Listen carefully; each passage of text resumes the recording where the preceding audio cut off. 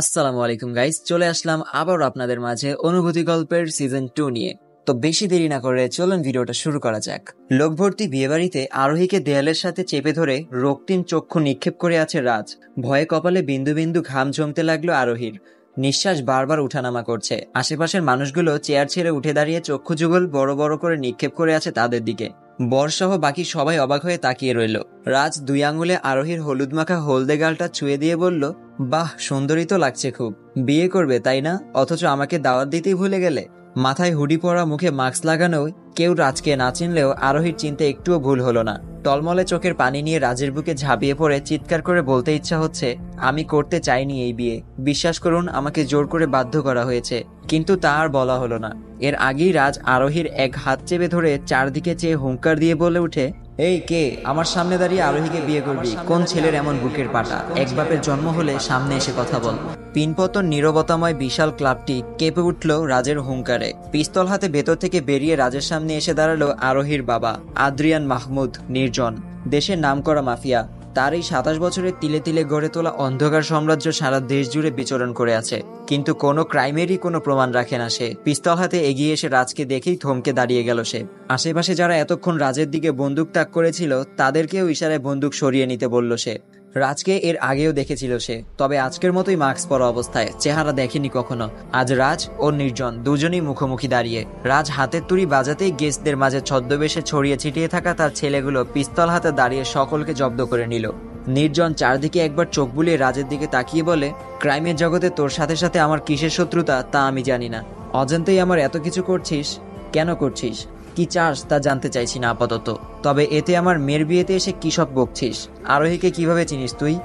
রাজের অক্ত হাসির শব্দ সারা ক্লাব জুড়ে বেজে উঠল। এরপর মাথা থেকে হুডি সরিয়ে মুখের মাস্ক খুলে নির্জনের দিকে তাকাতেই নির্জন 2 পা পিছিয়ে গিয়ে বলে, রাজ তুমি?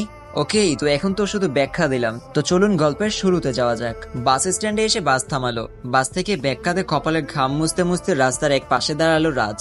গায়ে সাদামাটা জামা কাপড়, পায়ের জুতা জোড়া পুরনো হয়ে গেছে কিছুটা এগিয়ে একটা দোকান থেকে পানির বোতল কিনে তা চোখে মুখে ছিটিয়ে নিল সে। এরপর বাকিটা পান করার সময় হুট করে একটা ছেলে ব্যাগটা টান দিয়ে নিয়ে দৌড় দিল। রাজ কিছুক্ষণ দাঁড়িয়ে থেকে ছেলেটার দিকে তাকিয়ে রইল, কারণ এই শহরে পা রাখার পর তার সব টাকা পয়সা এই ব্যাগের মাঝে। সামনে থেকে একটা ছেলে ব্যাগটা উদ্ধার করে ওই ছেলেটাকে কয়েকটা থাপ্পড় মেরে ব্যাগটা নিয়ে রাজের সামনে দাঁড়িয়ে বলল, আপনার ব্যাগ নিয়ে চলে যাচ্ছিল আর আপনি বলদের মতো দাঁড়িয়ে আছেন। রাজ কিছু না বলে ছোট্ট করে বলল, থ্যাঙ্কস, ইটস ওকে। শহরে কি নতুন? রাজ বলল, জি। ছেলেটি বলল, হ্যাঁ, পোশাক আশাক দেখে তো তাই মনে হচ্ছে। শুনুন, এত হাওয়া হলে এই শহরে টিকতে পারবেন না। কোথায় এসেছেন? রাজ বলল, গ্রাম থেকে এসেছি, এখানে একটা ভার্সিটিতে অ্যাডমিশন নিয়েছি। আত্মীয় স্বজনদের বাসায় উঠবেন নিশ্চয়ই? রাজ বলল, না, এই শহরে আমার কেউ নেই, ব্যাচেলর থাকতে হবে। ছেলেটা এবার কিছুক্ষণ উপর নিচে তাকিয়ে হাত বাড়িয়ে বলল, আমি রুশান। রাজ একটু মুচকি হেসে বলল, আমি রাজ, এখানকার একটা প্রাইভেট ভার্সিটিতে ভর্তি হয়েছি। রুশান একটু মুচকি হেসে বলল, আমিও ওখানেই পড়ি, আর আমরাও ব্যাচেলর থাকি। আপনি চাইলে আমাদের সাথে উঠতে পারেন, 4 জন আছি আমরা। রাজ বলল, তাহলে তো ভালোই হয়। রুশান বলল, হ্যাঁ চলুন, অনেক জার্নি করেছেন, একটু বিশ্রাম নিয়ে শরীর হালকা করে পরে আপনার সব ব্যাপারে শুনবো। রাজ বলল, কোথায় বাসা? রুশান বলল, এই তো কাছেই। বাড়িতে গিয়ে গেট পেরিয়ে ভেতরে গিয়ে রাজকে নিয়ে ফরিদা আন্টির কাছে গেল রুশান। গিয়ে বলল, ফরিদা আন্টি, ওর নাম রাজ, আমাদের ভার্সিটিতে অ্যাডমিশন নিয়ে গ্রাম থেকে এসেছে। থাকার মতো জায়গা নেই, তাই নিয়ে এসেছি এখানে। আমাদের সাথে থাকলে আপনার কোনো আপত্তি নেই তো? ফরিদা আন্টি কিচেন থেকে বেরিয়ে রাজের দিকে তাকিয়ে দেখে খুব সহজ সরল একটা ছেলে। শার্ট পরার স্টাইল একেবারে ভদ্র ছেলেদের মতোই। দেখে মনে হচ্ছে ভাজা মাছটা উল্টে খেতে জানে না। চোখের চশমাটা ঠিক করে ফরিদা আন্টির দিকে চেয়ে হাসি মুখে সালাম দিল।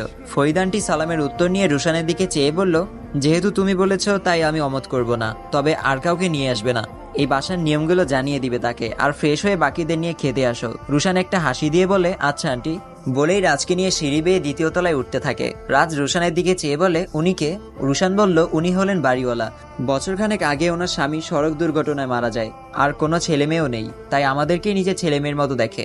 বলতে পারো একটা পরিবার আমরা। আমাদের থেকে ভাড়াও নেয় না, শুধু খাওয়া দাওয়া, টুকটাক সারা মাসে যা খরচ ওগুলোই দিলেই হয়। আর তার নিয়মগুলো হচ্ছে তাকে নিজের মায়ের মতো শ্রদ্ধা করতে হবে, সবাইকে নিজের মানুষ ভেবে থাকতে হবে। ধরতে পারো আমরা একটা পরিবার। ফরিদা আন্টির মন জয় করতে পারলে দেখবে একদম নিজের ছেলের মতো কলিজার টুকরা বানিয়ে নিবে। বলতে বলতেই দ্বিতীয় তলায় পৌঁছে যায় তারা। রুশানের সাথে নতুন কাউকে দেখে শোয়া থেকে লাফ দিয়ে ওঠে তুষার। রুশানের দিকে চেয়ে বলে, আবার কাকে নিয়ে এলি ভাই? এটাকে কি একটা ক্লাব বানিয়ে ফেলবি নাকি? রুশান স্বাভাবিকভাবে বলল, বাজে বকবি না, আমাদের আরেক রুমমেট, আজ থেকে তোর সাথেই থাকবে সে। তুষার বলল, অসম্ভব, আমার সাথে কাউকে রুম শেয়ার করতে দিব না আমি। রুশান একটু বিরক্তি হয়ে বলল, নিলয় মাথা দুলিয়ে বলল, না ভাই, অপরিচিত কোনো ছেলেকে হুট করে আমার রুমে রাখতে পারবো না, সরি। রুশান তারপর নিবিড়ের দিকে চেয়ে বলে, নিবিড়, তোর সাথে থাকলে প্রবলেম হবে? নিবিড় একটু ভেবে বলে, আচ্ছা প্রবলেম নাই, কোথায় পেলি এটাকে? রুশান বলে, বলবো পরে, এখন ফ্রেশ হয়ে নেই। আর তোরা নিচে যা, ফইদানটি খাওয়ার জন্য ডাকছে, আমি ফ্রেশ হয়ে রাজকে নিয়ে আসবো। বিকেলে চুপচাপ নিজের জিনিসপত্রগুলো গোছাচ্ছে রাজ। নিবিড় তার পাশে এসে বলে, কিভাবে চলবে তুমি, কিছু ভেবেছো? রাজ গুছোতে বলে, দেখি কোনো একটা ব্যবস্থা হয়ে যাবে। টিউশনি করাতে পারবে? রাজ বলল, হ্যাঁ অবশ্যই, ইন্টারের একটা মেয়েকে। আমাকে বলেছিল অবশ্য। আমার না করার দুইটা কারণ আছে। প্রথমটা হলো আমার অলরেডি 2টা টিউশনি করাতে হয়, আর দ্বিতীয়ত সব মেয়েই আমার উপর দুর্বল হয়ে যায়। আর যে মেয়েটার কথা বলেছি ওর নাম আরোহী, খুব বড়লোক ফ্যামিলির মেয়ে, বিশাল বাড়ির চারপাশ জুড়ে সিকিউরিটি গার্ডে ঘেরা, তাই রিস্ক নিতে চাচ্ছি না। ওই মেয়ের সাথে কিছু হয়ে গেলে আমাকে আর ওই বাড়ি থেকে জ্যান্ত বের হতে দিবে না ভাই। তাই তুমি চাইলে ওই টিউশনটা করতে পারো, শুধু ওই মেয়েটার সাথে কোনো কিছু যেন না হয়। পড়াবে, তারপর সুন্দরভাবে চলে আসবে, পারবে? রাজ এতক্ষণ ধরে নিবিড়ের কথাগুলো শুনে একটা মুচকি হাসি দিয়ে বলে, অবশ্যই পারবো, আর এসব কোনো বিষয় না। নিবিড় বলল, ওকে, আমি কথা বলবো তাহলে। রাজ বলল, খুব উপকার হবে ভাই। নিবিড় চলে গেলে রাজ একটা রহস্যজনক হাসি দিয়ে আবার নিজের জিনিসপত্র গুছোতে ব্যস্ত হয়ে গেল। মেয়েটার নাম তাহলে আরোহী। গল্প সম্পর্কে কিছু কথা, যেহেতু এটা রোমান্টিক প্লাস থ্রিলার প্লাস রহস্যময় গল্প, তাই এটা কোনো বাচ্চাদের গল্প না। স্টুডেন্ট লাইফ দিয়ে সূচনা শুরু হয়েছে তাদের মিশন, তাই গল্পের গভীরে যেতে ধৈর্য নিয়ে দেখতে হবে গল্পটা। একটা বড় বাড়ির সামনে এসে দাঁড়ায় রাজ। বাড়ির চারপাশে সিকিউরিটি গার্ডে ঘেরা। নিবিড় যেমনটা বলেছিল ঠিক তেমনই। বাড়ির সামনে গিয়ে গেটের সামনে দাঁড়ালে একজন গার্ড জিজ্ঞেস করে, পরিচয় কি আপনার? রাজ কিছুক্ষণ হাবার মতো দাঁড়িয়ে থেকে বলে, জি, আমি এই বাড়ির একটা মেয়ে আছে, ওর নতুন হোম টিচার। ম্যামের সাথে কথা হয়েছিল গতকাল। গার্ডটা রাজের দিকে কিছুক্ষণ চেয়ে বলল, বাড়িতে অপরিচিত লোক প্রবেশ নিষেধ। আমি ম্যাডামের সাথে কথা বলে আপনাকে জানাচ্ছি। রাজ সোজা হয়ে দাঁড়িয়ে বলল, জি আচ্ছা। রাজ কিছুক্ষণ ওখানে দাঁড়িয়ে থাকলে বডিগার্ডটা ফিরে এসে বলে, 2 হাত উপরে তুলতে, এরপর চেক করে বলল, এবার ভেতরে যেতে পারেন। রাজ গেটের ভেতরে ঢুকে হাঁটতে হাঁটতে বাড়িটার চোখ বোলাতে লাগলো। একপাশে কিছু লোক গাড়িগুলো মুছতে ব্যস্ত, অন্য পাশে আরেকজন লোক গাছগুলোতে স্প্রে করছে। চারপাশে তাকিয়ে ভেতরে গেল রাজ। ভেতরে গেলে একজন লোক তাকে পড়ার রুম দেখিয়ে দিলে রাজ ওখানে গিয়ে দেখে আরোহী আগে থেকেই বই খাতা নিয়ে বসে আছে।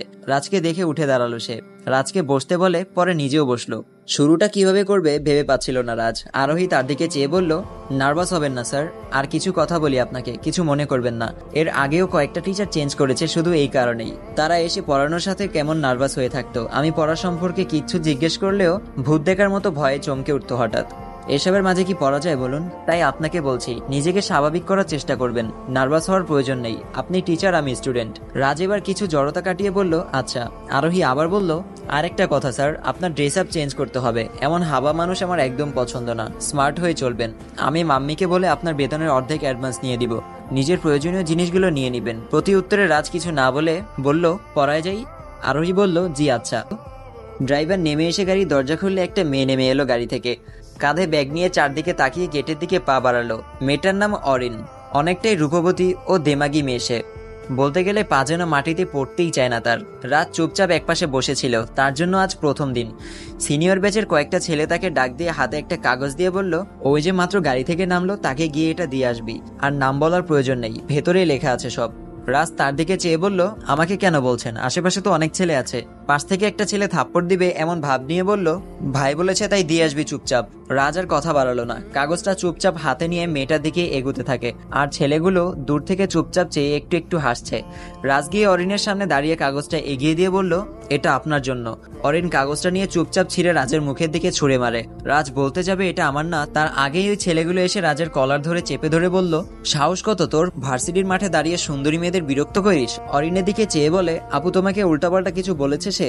কোনো সমস্যা করেছে? কিছু বললে আমাকে বলতে পারো, ওর এমন অবস্থা করব জীবনে আর মেয়েদের দিকে চোখ তুলে তাকানো সাহস করবে না। বলেই এতগুলো স্টুডেন্টের সামনে রাজের গালে ঠাস ঠাস করে চর বসিয়ে দেয় ছেলেটা। আর অরিনের দিকে চেয়ে বলল, আজ থেকে তোমাকে কেউ কিছু বললে সোজা আমাকে বলবে, কেমন আপু? যাও তুমি, এটাকে আমি দেখছি। অরিন কিছু না বলে ছেলেটার দিকে এক পলক তাকিয়ে হাঁটা ধরলো। রাজ ছেলেটাকে বলল, ভাই আপনি তো দিয়েছিলেন চিঠিটা।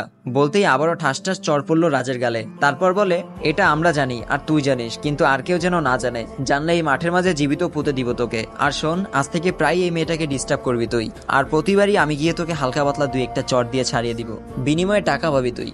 তখনই রুশান এসে ছেলেটাকে ধাক্কা দিয়ে রাজকে ছাড়িয়ে নেয় আর ছেলেটার দিকে চেয়ে বলে, আমার ফ্রেন্ড হয় রাজ, সো যাকে তাকে র্যাগিং করার মতো দুঃসাহস দেখাবে না। তার মাঝেই সেখানে উপস্থিত হলো তুষার। রুশান, রাজ, তুষার, নিলয়, নিবিড়, এরা 5 জন মিলে থাকে একই সাথে। এর মাঝে তুষার ছেলেটা একটু রগস্টা স্বভাবের, পারুক আর না পারুক, তবে সাহসিকতার দিক দিয়ে অনেক এগিয়ে এসে। তাই গলা উঁচিয়ে এগিয়ে এসে বলে, এই সমস্যা কি হয়েছে এখানে?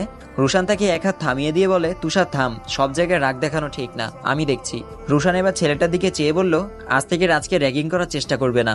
বলেই রাজ ও বাকিদের নিয়ে চলে গেল রুশান। রাজের গাল দুটি লাল হয়ে আছে, তাই এক হাত গালে রেখে নিশ্চুপ হাঁটছে সে। বিকেলে ছাদে গিয়ে হাঁটাহাঁটি করছিল রুশান। ছাদের একপাশে 2 হাতে ভর করে দাঁড়ালো সে, মাথায় চিন্তার ভারটা যেন সরছেই না। যে মিশন নিয়ে মাঠে নেমেছে তার কুলকিনারাও খুঁজে পাচ্ছে না সে।